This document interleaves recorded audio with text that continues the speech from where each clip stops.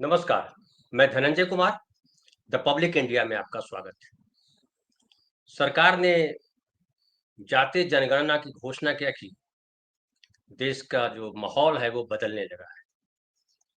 आज ही देखिए supreme court का एक फैसला आया है जो मुंबई महानगर पालिका है या कहिए महाराष्ट्र में 29 महानगर पालिका, 257 नगर पालिकाओं और 26 जिला परिषदों, 289 पंचायत समितियों में चुनाव लंबित है।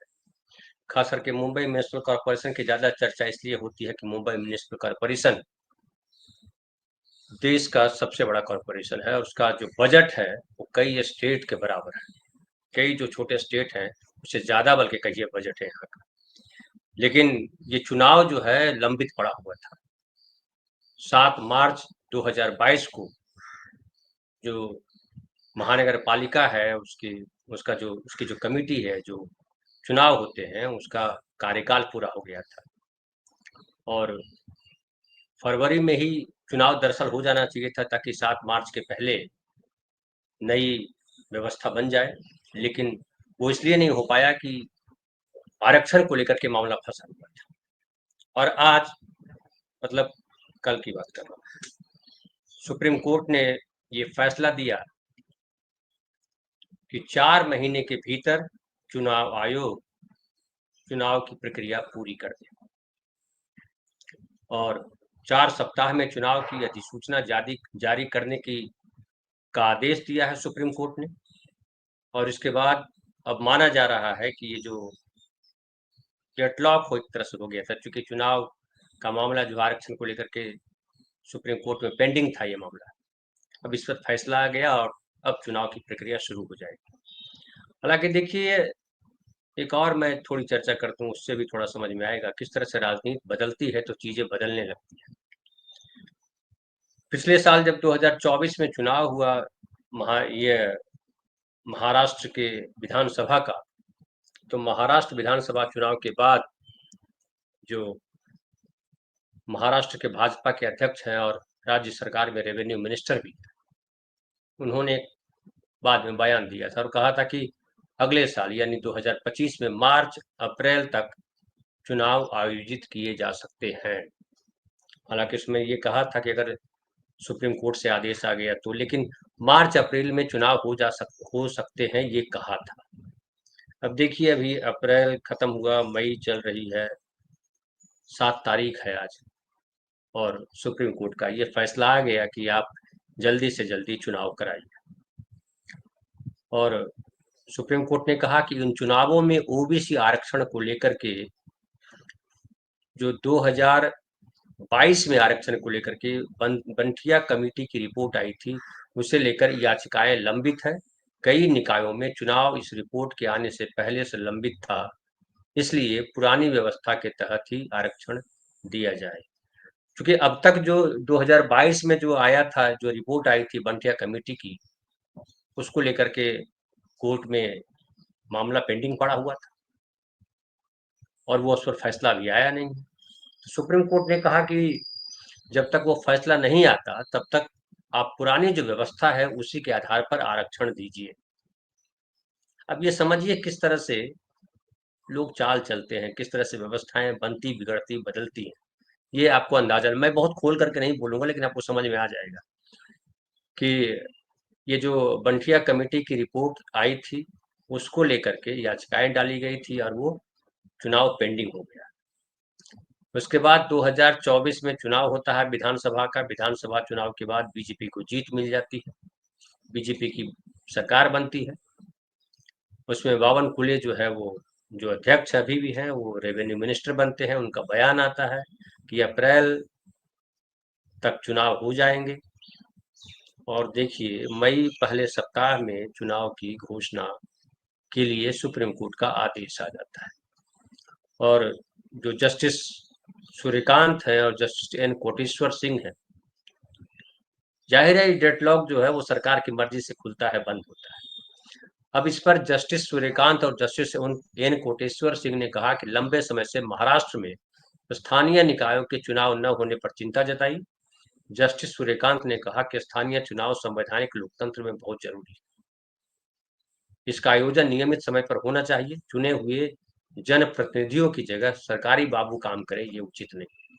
अब 2022 से यहाँ चुनाव नहीं हुआ है, तो जाहिर है वो जो जो व्यवस्था में बैठे हुए नौकरशाह होते हैं वही कर रहे हैं, और जो है नगर सेवक जो काम करते हैं, जो उनकी कमेटियां होती हैं म्युनिसिपल कॉर्पोरेशन की, वो कोई कमेटी काम नहीं कर रही, चूंकि नगर सेवक ही नहीं चुने गए, और जो कार्यकाल चूंकि समाप्त हो गया इसलिए नगर सेवक समाप्त। तो जाहिर है जनता का प्रतिनिधि वहां नहीं काम कर रहा है, वहां काम कर रहे हैं अफसर। और अफसर कैसे काम करते हैं, अफसर किनके कहने पे काम करते हैं, वो सब आपको पता है। अब सुप्रीम कोर्ट ने कहा है कि सामाजिक और राजनैतिक रूप से पिछड़े वर्गों की पहचान कर उन्हें भी मजबूत करना जरूरी है, लेकिन सभी कानूनी जरूरतों को पूरा करने के बाद आरक्षण दिया जा सकता है। जस्टिस सूर्यकांत ने कहा कि आरक्षण एक ऐसा रेल का डब्बा हो गया है जिसमें पहले से बैठे यात्री दूसरों को चढ़ने नहीं देना चाहते। कोर्ट ने कहा कि सरकार को आरक्षण के लाभ के अधिकारी वर्गों की पहचान कर उनके लिए भी जगह बनानी चाहिए। आरक्षण का फायदा सिर्फ कुछ तबकों तक सीमित रखना गलत होगा। तो आरक्षण की ये जो लड़ाई शुरू हुई है 90 में शुरू इसलिए हुई कि 90 में बीपी सिंह ने पिछड़ों के लिए आरक्षण लागू किया, और उसके बाद से देश में लगातार आरक्षण के खिलाफ या कई आरक्षण के समर्थन में, दोनों पक्ष माहौल बनाया जाता रहा, राजनीति होती रही। और ये राजनीति जो है पिछड़ों के साथ न्याय करने की बात है, लेकिन पिछड़ों के साथ न्याय आज तक नहीं हो पा रहा, आरक्षण देने के बाद भी नहीं हो पा रहा, और आरक्षण के रास्ते में तरह तरह की बाधाएं तमाम सरकारों ने खड़ी की। ये आप जानते हैं कि 1979 में जो मंडल कमीशन का गठन किया गया और 80 में वो रिपोर्ट आई जिसमें कहा गया कि 27% आरक्षण पिछड़ों को दिया जाए, लेकिन वो आरक्षण नहीं मिला। 89-90 में आरक्षण पीपी सिंह की सरकार के समय पिछड़ों के लिए आरक्षण का प्रावधान होता है, घोषणा की जाती है कि सरकार पिछड़ों को आरक्षण देगी, नौकरियों में आरक्षण देगी। उसके बाद अडवाणी जी रथ लेकर के निकलते हैं, क्योंकि देश भर में जो है आरक्षण के खिलाफ एक माहौल होता है, कई लोग हिंसक प्रदर्शन करते हैं, आत्महत्याएं होती हैं, तमाम चीजें होती हैं, और लगा देश में कि देश जल रहा है। और उसके बाद जो है पूरा वातावरण ऐसा होता है कि अब क्या कहा जाए, और इस दौरान सरकार कुछ करे। इसके पहले बीपी सिंह की सरकार में जो बीजेपी शेयर होल्डर थी वो रथ लेकर के निकल जाती है, रथ को रोका जाता है, सरकार गिर जाती है बीपी सिंह की सरकार। लेकिन आरक्षण चूंकि नोटिफिकेशन हो चुका था इसलिए आरक्षण लागू हो जाता है। उसके बाद 2006 में जो जब मनमोहन सिंह की सरकार आई तो अर्जुन सिंह जी ने, जो अर्जुन सिंह उस समय जो है वो शिक्षा मंत्री थे, मानव संसाधन विकास मंत्री थे, और उन्होंने प्रावधान ये किया कि जो शिक्षण संस्थान है वहां भी आरक्षण दिया जाए, और आरक्षण दिया गया वहां 2006 के बाद पिछड़ों को 27%। हालांकि कई स्टेट्स हैं जहां 27% आरक्षण नहीं मिल रहा है। मध्य प्रदेश की भी उसमें चर्चा हो रही है कि मध्य प्रदेश भी वो स्टेट है जहां आरक्षण नहीं दिया जा रहा है, और तमाम झगड़े चल रहे हैं आरक्षण को लेकर के। खूब सारे वाद विवाद हो रहे हैं, झगड़े हो रहे हैं। कोई कह रहा है कि आरक्षण जो है हमारा अधिकार है, कोई कह रहा है कि आरक्षण जो है खैरात है। सरकारों की बेईमानियां उसमें हैं।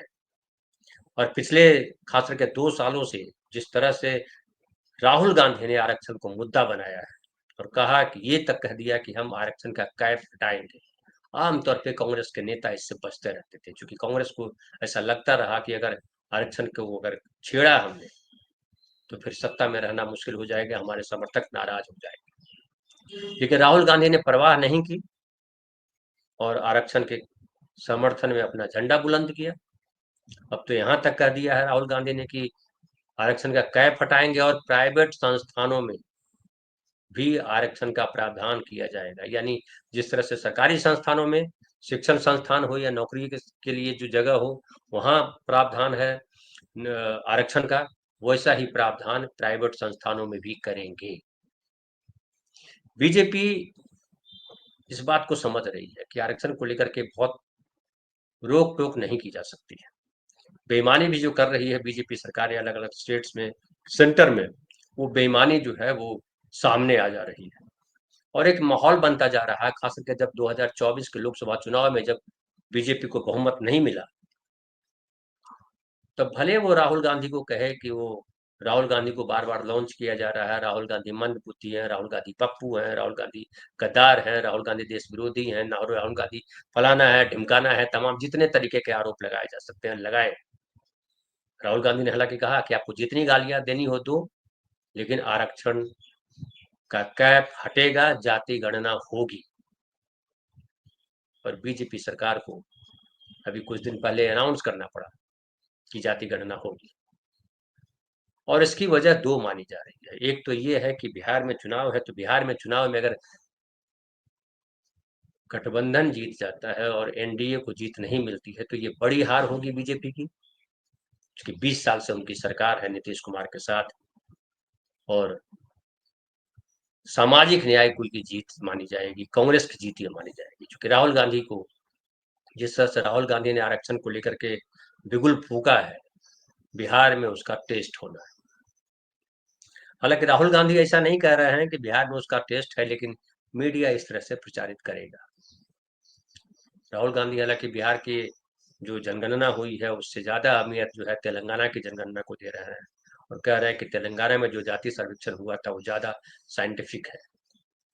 और जो ओबीसी सेल के जो राष्ट्रीय अध्यक्ष है कांग्रेस के, डॉक्टर अनिल जयहिंद, उनसे मेरी बात हुई तो उन्होंने कहा भी कि धनंजय 10-15 दिनों में सारी तस्वीर सामने आ जाएगी कि आरक्षण को लेकर के जो जाति गणना होनी है वो जाति गणना किस तरह से होगी। तो उसका पूरा ब्लूप्रिंट हमारे पास तैयार हो रहा है, और उसके बाद हम उसको सामने लाएंगे, देश के सामने लाएंगे। दूसरी तरफ बीजेपी ने जो घोषणा की आरक्षण को लेकर के, उसमें केवल जाति गणना की बात कही, लेकिन जाति गणना कब होगी, जाति गणना के बाद क्या होगा, यहाँ बीजेपी अभी तक खामोश है। लेकिन बीजेपी के जो समर्थक है, माना जाता है कि बीजेपी के जो समर्थक हैं उसमें वही लोग हैं जो मनुस्मृति को मानने वाले लोग हैं, जो सवर्णवादी लोग हैं, और सवर्णवादी लोग नहीं चाहते हैं कि आरक्षण लागू हो। देखिए लखनऊ के एक शर्मा जी हैं चाय वाले, उनका एक वीडियो 4-5 दिन पहले वायरल हुआ था, जिसमें उन्होंने कहा था कि संविधान से बड़ा है मनुस्मृति और आरक्षण को खत्म होना चाहिए। अभी एक वीडियो मैं देख रहा हूं जिसमें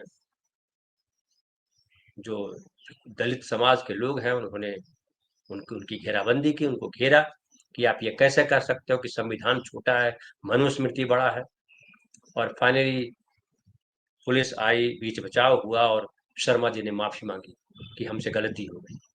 तो ये जो लोग निकल करके आने लगे हैं समर्थन में, आरक्षण के समर्थन में, ये भी बीजेपी के लिए तनाव है, और बीजेपी ये महसूस कर रही है कि समाज में आरक्षण को लेकर के जागृति बढ़ी है, बहुजन समाजों की अपेक्षाएं बढ़ी है, बहुजन समाज जागरूक हुआ है, उसको बहुत लंबे समय तक रोक करके रखना संभव नहीं है।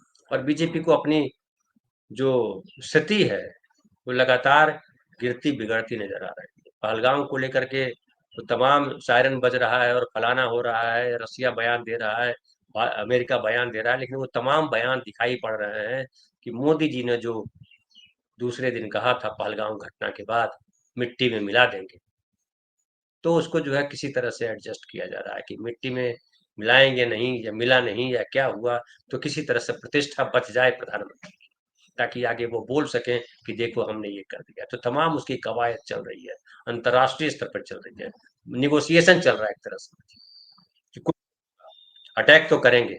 अब अटैक कहाँ करेंगे, क्या करेंगे, ये देखने वाली बात है, या कैसे समझौता होता है वो देखने वाली बात है। लेकिन खैर, हम बात आरक्षण की कर रहे थे, तो बिहार में भी आरक्षण को लेकर के जो है जाति गणना तो वहां हो चुकी है।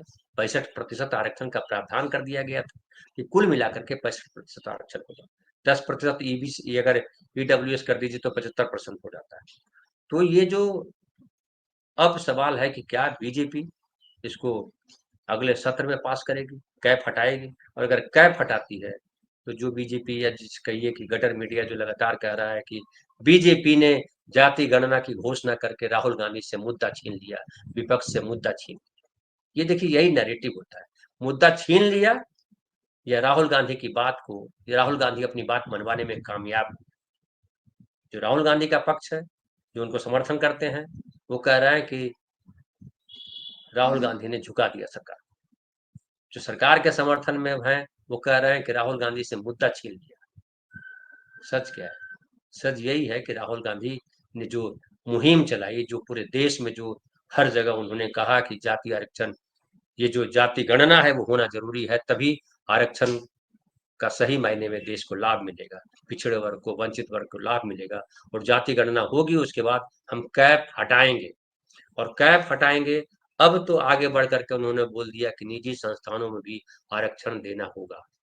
तो ये जाहिर है राहुल गांधी की जीत है, और बीजेपी सरकारों को भी लग रहा है कि अब इसे रोके रखना संभव नहीं है, इसीलिए जाति गणना की घोषणा कर देता है। और जाति गणना की घोषणा करने के बाद भी जो बीजेपी सरकार का जो रवैया है, उसमें लोगों को लग रहा है कि ये लटकाने में बिलीव करती है।